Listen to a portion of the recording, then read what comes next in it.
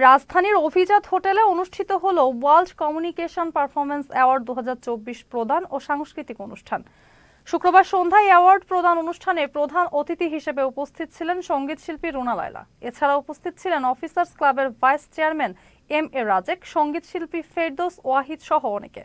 এ সময় আজীবন সম্মাননা পেয়েছেন চলচ্চিত্র অভিনেত্রী আনোয়ারা। অভিনয়ে অ্যাওয়ার্ড পেয়েছেন পুষ্প পাপড়ি। এছাড়াও সঙ্গীত, নৃত্য সহ মোট 12টি ক্যাটাগরিতে অ্যাওয়ার্ড পেয়েছেন অনেকে। অ্যাওয়ার্ড শেষে মনোজ্ঞ সাংস্কৃতিক অনুষ্ঠান অনুষ্ঠিত হয়।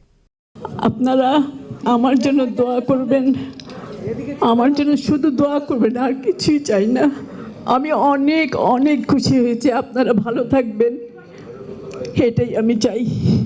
ওয়ার্ল্ড মিডিয়া কমিউনিকেশন আজকের পারফর্মিং আর্টস 2024-এর আয়োজন করলো শেষের পথে, এবং যারা আজকে অ্যাওয়ার্ড পেয়েছেন তাদের সবাইকে অভিনন্দন। যারা এসছেন তাদেরকে সবাইকেই অভিনন্দন। ওয়ার্ল্ড মিডিয়া কমিউনিকেশনের প্রধান উদ্দেশ্যই হলো যারা নিজেদেরকে প্রতিষ্ঠিত করেছে এই সমাজে, তাদের নিজস্ব বৈশিষ্ট্য গুণ দিয়ে তাদেরকে সম্মান করা, খুঁজে বের করা, তাদেরকে স্বীকৃতি প্রদান করা, এটি আমাদের একটি মূল উদ্দেশ্য। আপনাদের সহযোগিতা আমাদের কাম্য। আমি সেদিনও আমার বাড়িতে একটা আয়োজন করেছিলাম।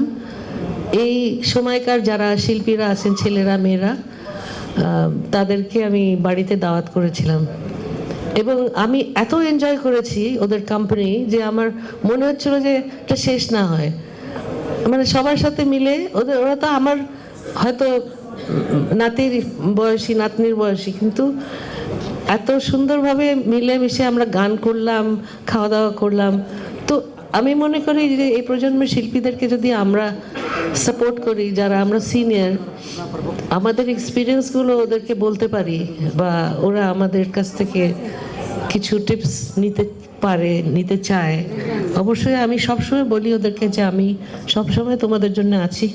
তোমার যখন যেটা মনে হয় তোমরা উইদাউট এনি হেজিটেশন তোমরা আমাকে কল করবে, মেসেজ করবে, and I will support you in any way I can.